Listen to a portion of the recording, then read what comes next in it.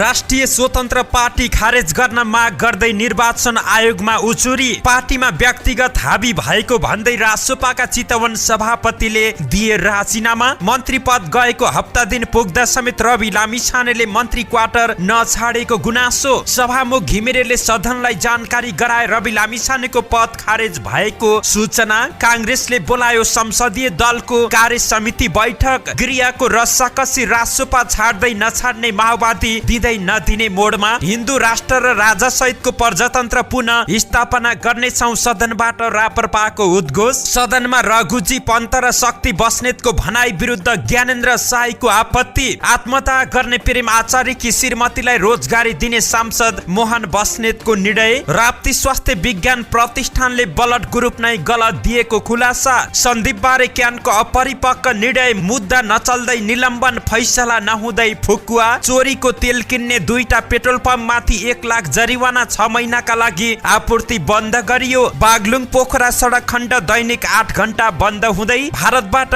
बढेर आयो पेट्रोलको मूल्य। दर्शकबिन नमस्कार, तपाईँ हेर्दै हुनुहुन्छ नेपाल पोस्ट। म गोविन्द चापागाई। आज मिति विक्रमसम्म 2079 साल माघ महिनाको 19 गते बिहिबार, इस्वीसम्म 2023 फेब्रुअरी 2 तारिक। यसै गरी आज माघ शुक्ल द्वादशी तिथि पनि परेको छ। सदा चाहिँ देश तथा विदेशमा घटेका घटना, राजनीति खबर, विशेष गरी हिजो प्रतिनिधि सभाको बैठकमा विभिन्न नेताहरूको आरोप प्रत्यारोप। राप्रपा नेपालले राजा ल्याएरै छोड्ने दाबी। कांग्रेसको बैठक आज बस्दै लगायत विभिन्न नेताहरूको तर्क। स्वास्थ्य सम्बन्धी जानकारी सँगै आज दिनभरि कहाँ के हुँदैछ त शुभ बिहानी सँगै सम्पूर्ण जानकारीहरू लिएर उपस्थित भएका छौं। सकेसम्म देशैभरिका सम्पूर्ण अपडेटलाई समेट्ने कोसिस गर्नेछौं। समाचार समय अवधिसम्म हामी सँगै रहनुहोला। आउनुहोस् समाचार सुरु गरौं। राष्ट्रिय स्वतन्त्र पार्टी खारेज गर्न माग गर्दै निर्वाचन आयोगमा उजुरीको प्रसङ्गबाट।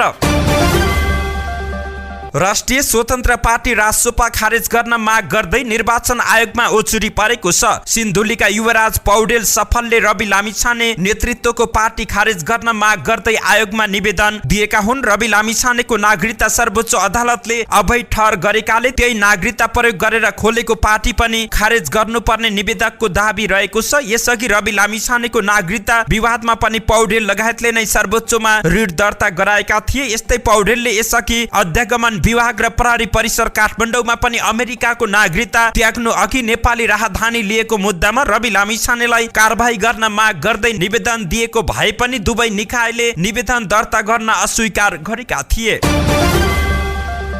रवि लामिछाने नेतृत्वको राष्ट्रिय स्वतन्त्र पार्टीका चितवन सभापति धर्मेन्द्र सापकोटाले पार्टीभित्र व्यक्तिवाद चरम रूपमा हाबी भएको भन्दै राजीनामा दिएका छन्। पार्टी महामन्त्री मुकुल ढकाललाई काठमाडौँमा राजीनामा बुझाएका सापकोटाले पार्टी व्यक्तिवादी हैकम र अराजकतामा चलेकोले त्यसमा बसेर काम गर्न नसकिने निष्कर्ष सहित राजीनामा दिएको जानकारी दिएका छन्। गत कार्तिकमा चितवन जिल्ला सभापति बनेका सापकोटाले गत मक्सिर 4 को निर्वाचनमा पनि जिल्ला समितिलाई बाइपास गरेर एका झुण्डलाई लिएर चुनावमा परिचालन गरिएको आरोप लगाए। पार्टी सभापति रवि लामिछानेलाई नै भेटेर राजीनामा दिने सोच बनाएका थिए। उनीसँग समय मिलेन। सापकोटाले भने महामन्त्रीलाई भन्दा उल्टै चितवनबाट भोट आएन भन्नुभयो। दुई सांसद र सबैभन्दा बढी समानुपातिक मत आएको चितवनलाई नै लान्छना लगाउनु भयो। उनले रवि लामिछाने सहितको टिमले जिल्ला कमिटीलाई व्यवस्था गरेर हिँड्ने गरेको, कुनै मूल्य मान्यता र सरसल्लाह र बैठक समेत नभएको उल्लेख गरेका छन्। यसरी कसरी संगठन बन्छ उहाँहरूलाई पनि जिल्ला समिति चाहिएको जस्तो लागेन। सापकोटाले भने मलाई लाग्छ देशभरमा जहाँ जहाँ समिति बनेका छन् तिनको हालत पनि यस्तै होला, कुनै भूमिका रहेको छैन। राजीनामा दिएका सभापति सापकोटाले चुनाव भन्दा अगाडिसम्म पार्टी ठिकै भए पनि चुनावपछि भने गतिविधि राम्रो नभएको टिप्पणी गरेका छन्।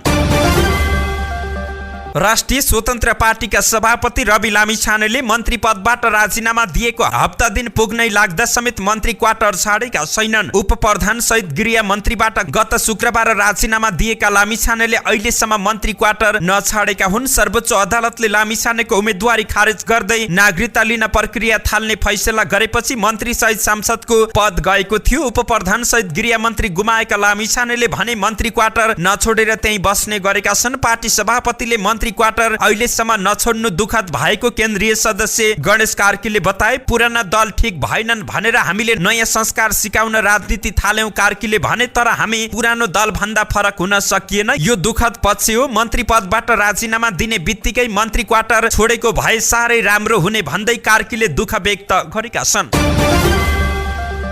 प्रतिनिधि सभाका सभामुख देवराज घिमिरेले रवि लामिछानेको सांसद पद खारेज भएको सूचना जानकारी गराएका छन्। हिजो बुधबार बसेको प्रतिनिधि सभाको बैठकमा सभामुख घिमिरेले सर्वोच्च अदालतबाट प्राप्त पत्र अनुसारको जानकारी सदनलाई गराएका छन्। सभामुख घिमिरेले भने मिति 2079 माघ 15 गते युवराज पौडेल निवेदक भई दायर भएको रिट निवेदनमाथि प्रतिनिधि सभा सदस्य भएका रवि लामिछाने अमेरिकी नागरिकता विधिवत त्याग गरेपछि विधिवत रूपमा नेपाली नागरिकता प्राप्त गर्न प्रक्रिया पूरा नगरिएको हुँदा निजले प्रतिनिधि सभाको सदस्य रहन देखिन उपयुक्त नदेखिएकाले चितवन क्षेत्र नम्बर 2 बाट उम्मेद्वार हुन उपयुक्त नदेखिएकाले उम्मेद्वार भई निर्वाचित भएको देखिएकाले निर्वाचित घोषणा गर्न प्रमाण पत्र दिने काम नेपालको संविधानको धारा 33 को उपधारा 2, 3 र धारा 137 को बमोजिमको आदेशले बदर हुन्छ भन्ने निर्णय गरेकाले नेपालको संविधानको धारा 89 को खण्ड ख बमोजिम प्रतिनिधि सभा सदस्य पद रिक्त रहेको कुरा प्रतिनिधि सभा नियमावली 2075 नियम 212 को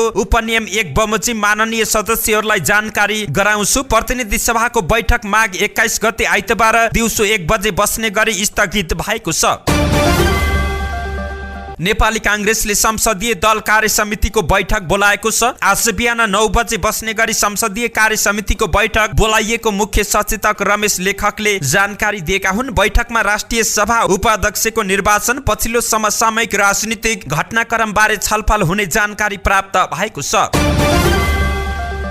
गृह मन्त्रालयको नेतृत्वलाई लिएर सत्तारूढ गठबन्धन भित्र तीव्र रस्साकसी चलिरहेको छ। अबको गृह मन्त्री आफ्नै पार्टीबाट बनाउनु पर्ने अडान माओवादीले लिएपछि गठबन्धनमा दरार देखिन थालेको छ। सत्तारूढ दलहरू बीच भागबण्डाका क्रममा गृह मन्त्रालय राजसपाले पाएको थियो र पार्टी सभापति रवि लामिछाने उप प्रधान तथा गृह मन्त्रीमा नियुक्त भएका थिए, तर सर्वोच्चको फैसलाले उनी पदमुक्त भएपछि गृह मन्त्रालय खाली भएको छ। प्रधानमन्त्री प्रचण्ड र उनको दल माओवादी फेरि राजसपालाई गृह मन्त्री दिन तयार छैनन्। यता राजसपाले भने गृह मन्त्रालयलाई आफ्नो बटम लाइन नै बनाएको छ। यदि गृह खोसिएको खण्डमा पार्टी सरकारमा नरहने राजसपा स्रोतको दाबी रहेको छ। हाम्रो भागमा परेको मन्त्रालय खोसिन्छ भने हामीलाई त्यो मान्ने हुँदैन, स्रोतले भन्यो। त्यस्तो अवस्थामा सरकारबाट बाहिरिनुको विकल्प पनि रहेको छैन। अहिले गृह माओवादीले राखेर माओवादीसँग रहेको अर्को कुनै मन्त्रालय राजसपालाई दिने विषयमा पनि गठबन्धन भित्र चर्चा चलेको छ, तर राजसपालाई यो प्रस्ताव भने स्वीकार्य छैन। पार्टी स्रोतका अनुसार त्यस्तो प्रस्ताव स्वीकार्य हुँदैन भनेर हामीले भनिसकेका छौं। गृह हाम्रो बटम लाइन रहेको छ। राजसपाको अडानले प्रधानमन्त्री प्रचण्ड दबावमा परेका छन्। सत्तारूढ घटक एमालेका अध्यक्ष केपी शर्मा ओली पनि रविलाई नै गृह मन्त्री बनाउनु पर्ने पक्षमा रहेका छन्। हिजो बिहान पनि यस विषयमा प्रधानमन्त्री र अध्यक्ष ओली बीच कुराकानी भएको थियो। यता माओवादीको मंगलबार बसेको स्थायी समिति बैठक र त्यसअघिको पदाधिकारी बैठकले गृह मन्त्रालय आफैसँग राख्नुपर्ने निष्कर्ष निकालेको थियो। गृह जस्तो शक्तिशाली मन्त्रालय सरकारको नेतृत्व गरेको पार्टीसँगै हुनुपर्ने माओवादी नेताहरूको अडान रहेको छ। राजसपा प्रवक्ता डाक्टर मुकुल ढकाल आफ्नो गृह आफ्नो पार्टीबाट खोसिएको खण्डमा राजनीति पुस 10 गते भन्दा अगाडिको अवस्थामा फर्किने बताउँदै आएका छन्। साथै गृहमा कसलाई पठाउने भन्ने पनि पार्टीको आन्तरिक विषय भएको उनको भनाइ रहेको छ।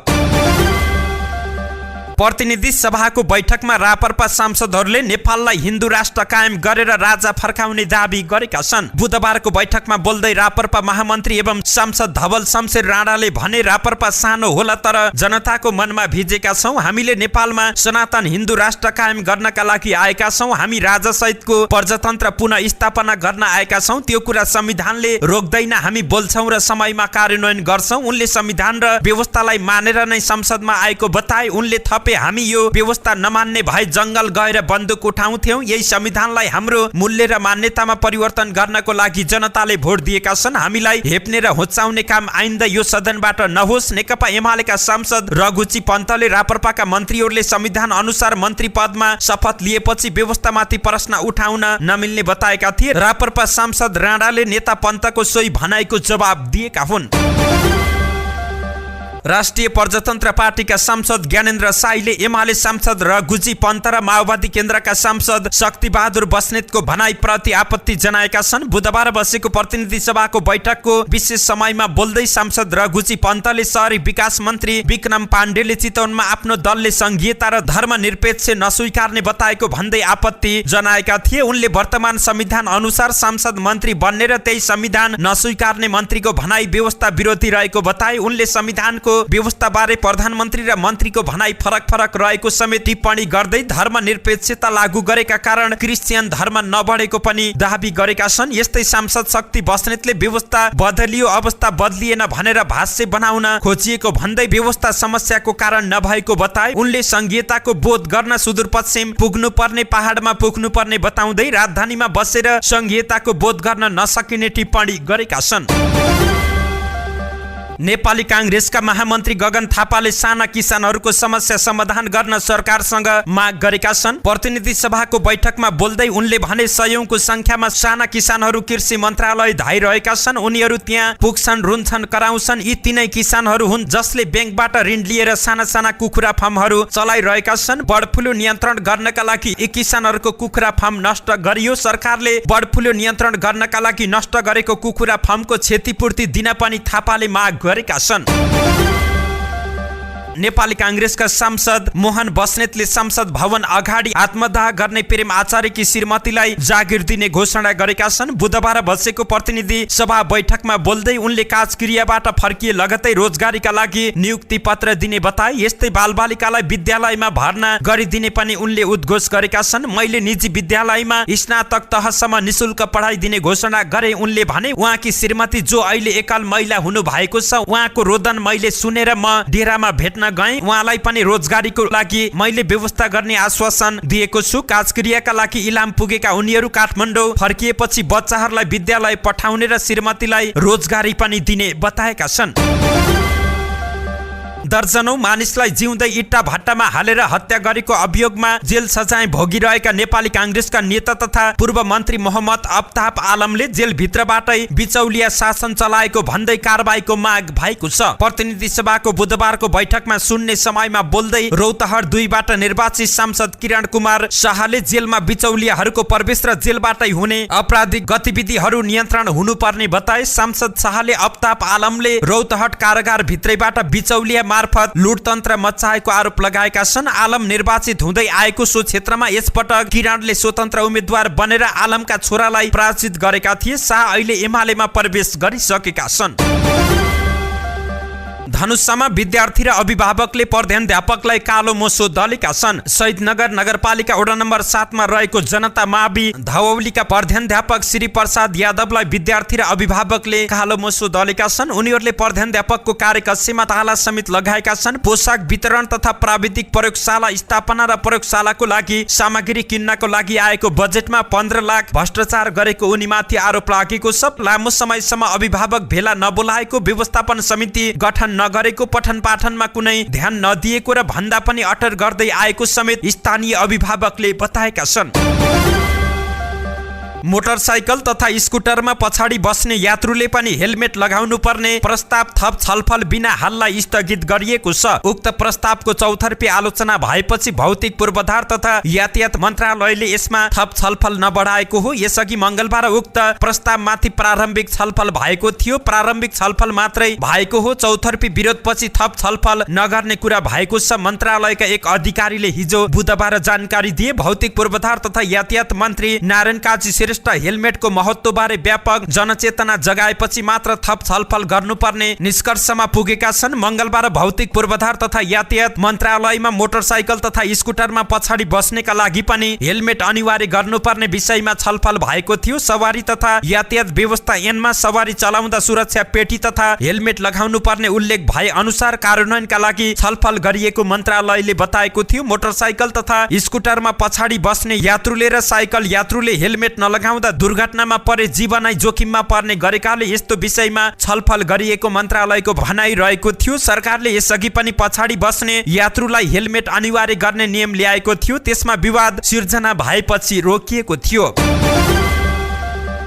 सडकबाट अपाङ्गता भएका व्यक्तिलाई महानगरले पक्राउ गरेको विषयमा काठमाडौँ महानगर प्रहरी बलले स्पष्टीकरण दिएको छ। दोलखा घर भएका कुमार कार्की नाम परिवर्तनलाई सहयोग आवश्यक रहेको अवस्थामा प्रहरीले मानव सेवा आश्रममा लैजानका लागि गाडीमा राखेको प्रहरी बलले बताएको छ। उनले सडकमा चुरोट तथा गुटखा लगायतका वस्तु बिक्री गरिरहेको बताउँदै महानगर प्रहरी बलका प्रमुख नगर प्रहरी उपरीक्षक राजुनाथ पाण्डेका अनुसार सडकमा भएका त्यस्ता व्यक्तिहरूलाई उद्धार गरेर हामीले मानव सेवा आश्रममा बसोबास गर्ने प्रबन्ध गर्ने गरेका छौँ। स्वास्थ्य उपचार गरिदिने र सम्भव भएसम्म पारिवारिक पुनः मिलन गराउने काम गरिरहेका छौँ। कार्कीलाई महानगर प्रहरी बलको गाडीमा राख्नुको उद्देश्य पनि त्यही हो। यस विषयलाई मानवीयतासँग जोडेर प्रचार गरेको देखियो। यस्तो प्रचार गलत हो। हामी मानवीयताको शहर बनाउने अभियान अन्तर्गत सडकमा त्यस्तो हालतमा रहेका व्यक्तिहरूको व्यवस्थापन गरिरहेका छौँ। कार्कीलाई गाडीमा राख्नुको कारण यही कार्यक्रमको निरन्तरता रहेको उनले स्पष्ट पारेका छन्। नगर प्रहरी उपरीक्षक दिनेश अर्यालका अनुसार प्रचार गरिएका व्यक्तिलाई आश्रम लैजान लाग्दा नमानेपछि बहिनी र भान्जाको जिम्मा लगाएर छोडिएको थियो। सडकमा अनधिकृत व्यापार गर्नेलाई पक्राउ गरेपछि विवरण खडा गर्ने गरिन्छ। प्रहरी बल आन्तरिक प्रशासन तथा जरिमाना इकाइका प्रमुख नगर प्रहरी निरीक्षक राजकुमार कार्कीका अनुसार उनको कुनै पनि विवरण खडा गरिएको छैन। सेवा शुल्क खारेजी गर्ने सर्वोच्च अदालतको फैसला विरुद्ध होटल तथा रेस्टुरेन्टका ट्रेड युनियन संगठनहरूले आन्दोलन थालेका छन्। ट्रेड युनियनहरूको संघर्ष समितिले सेवा शुल्क खारेजीको होटल तथा पर्यटन क्षेत्रका कर्मचारीले खाइपाई गर्दै आएको सेवा सुविधा कटौती भएको भन्दै विरोध प्रदर्शन गरेका छन्। होटल तथा पर्यटन क्षेत्रमा सेवा शुल्क लगाउने होटल संघ र होटल क्षेत्रका ट्रेड युनियनहरू बीच सन् 2006 मा नै सम्झौता भएको र यसअघि सर्वोच्चले पनि सेवा शुल्क लिने विरुद्धको निवेदन खारेज गरेको उनीहरूले नजिर पेश गरेका छन्। संघर्ष समितिले माघ 19 देखि 26 गतेसम्म चरणबद्ध आन्दोलनको पनि घोषणा गरेका छन्। अखिल नेपाल होटल क्यासिनो तथा रेस्टुरेन्ट मजदुर संघका अध्यक्ष कुमार पन्तले प्रत्येक होटल तथा प्रतिष्ठानहरूको मूल गेटमा कालो ब्यानर राख्ने, होटल तथा रेस्टुरेन्टका कर्मचारीले कालो पट्टी वा कालो फेटा बाँधेर काम गर्ने, प्लेकार्ड सहित दैनिक धरना तथा कोण सभा गर्ने बताए। माघ 27 देखि सबै होटलहरूको बुकिङ बन्द गर्ने र विरोध सभा फागुन 2 गते खुल्ला विरोध सभा गर्ने पनि पन्तले जानकारी दिएका छन्। फागुन 7 गतेबाट पर्यटन क्षेत्रमा अनिश्चितकालीन हडताल गर्ने पनि उनले चेतावनी दिएका छन्। भेरी नगरपालिका 6 की भद्रकला कामीले लाठीले हानेर आफ्नै श्रीमान 47 वर्षीय काले कामीलाई हत्या गरेको 5 वर्षपछि घटना सार्वजनिक भएको छ। 2074 पुस 30 गते सिन्केकी भद्रकला कामीले लाठीले हान्दा उनका श्रीमानको मृत्यु भएको प्रहरीले जानकारी दिएको छ। भद्रकला र उनका छोराहरू गोविन्द विक, तुलसीराम विकले सब घर नजिकै शौचालयको सेफ्टी ट्याङ्कीमा पुरिदिएको प्रहरी स्रोतले जानकारी दिएको छ। प्रहरीले सब शौचालयमा पुरिएको अवस्थामा भेट्टाएको जाजरकोटका प्रहरी प्रमुख सन्तोष निरौलाले जानकारी दिए। उनका अनुसार सब शौचालयको खाडलमा पुरेको गोप्य सूचनाका आधारमा मंगलबार जाजरकोट प्रहरी घटनास्थलमा पुगेको थियो। जिल्ला प्रहरी कार्यालय जाजरकोटबाट अनुसन्धान अधिकृत सहितको प्रहरी टोली घटनास्थलमा पुगेर शौचालयको खाडल उत्खनन गर्दा सब भेटिएको जानकारी प्राप्त भएको छ। कालेको पुरै दाँत सहितको खप्पर, टाउको प्लास्टिकको डोरीले बाँधिएको ज्याकेट प्यान्ट र सोही ज्याकेट प्यान्ट भित्र मानव कंकाल फेला परेको छ। भद्रकला र उनका छोरा तुलसीराम विकलाई जिल्ला प्रहरी कार्यालयमा ल्याएर अनुसन्धान अगाडि बढाइएको छ।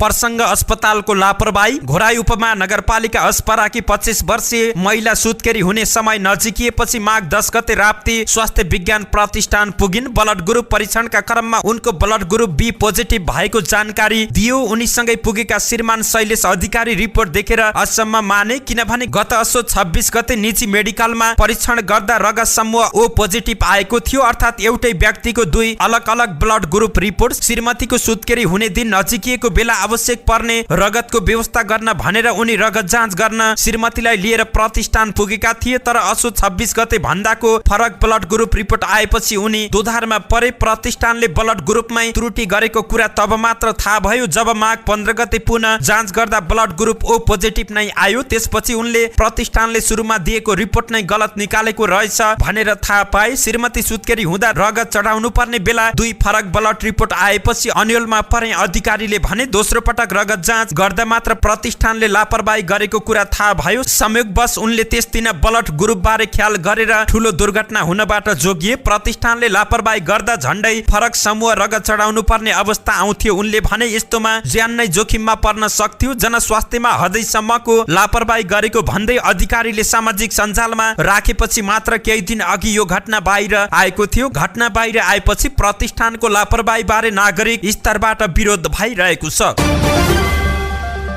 गत भदौ 23 गते बसेको नेपाल क्रिकेट संघ क्यानको पदाधिकारी बैठकले राष्ट्रिय टिमका कप्तान सन्दीप लामिछानेलाई निलम्बन गर्ने निर्णय गर्यो। जबकि बलात्कार आरोप लागेका उनी असोज 20 गते मात्रै पक्राउ परेका थिए। क्यानले सन्दीप बारेको सोही निर्णयमा पुनरावलोकन गर्दै पोखरामा बसेको बोर्ड बैठकबाट निलम्बन फुकुवा गर्ने निर्णय गरेको छ। तर बहुमतको आधारमा भएको क्यानको यही निर्णय यति बेला विवादमा परेको छ। नेपाल टी20 लिगको सम्झौतादेखि सन्दीप प्रकरणमा क्यानको निर्णय क्षमतामाथि प्रश्न उठ्दै आएको छ। 17 वर्षीय नाबालिग बलात्कार गरेको आरोप लागेसँगै क्यानले भदौ 23 मा सन्दीपलाई निलम्बनको घोषणा गरेको थियो। सन्दीप उच्च अदालत पाटनबाट शर्तसहित धरौटीमा रिहा भएसँगै क्यानले निलम्बन फुकुवा गर्ने निर्णय त गर्यो। तर त्यसबारे पर्याप्त छलफल हुन नसकेको क्यानकै पदाधिकारीहरूको तर्क रहँदै आएको छ। बलात्कारको मुद्दा नचल्दै सन्दीपलाई निलम्बन गरेको क्यानले सो मुद्दाको फैसला नहुँदै गरेको फुकुवाले प्रश्न जन्माएको असन्तुष्ट पक्षको भनाइरहेको छ। यसले क्यानको अपरिपक्वता पनि देखिएको उनीहरूको जिकिर रहेको छ। तर क्यानको संस्थापन पक्षले भने कानुनी सल्लाहबाट नै निर्णय पारित गरेकाले कुनै कैफियत नभएको दाबी गर्दै आएको छ।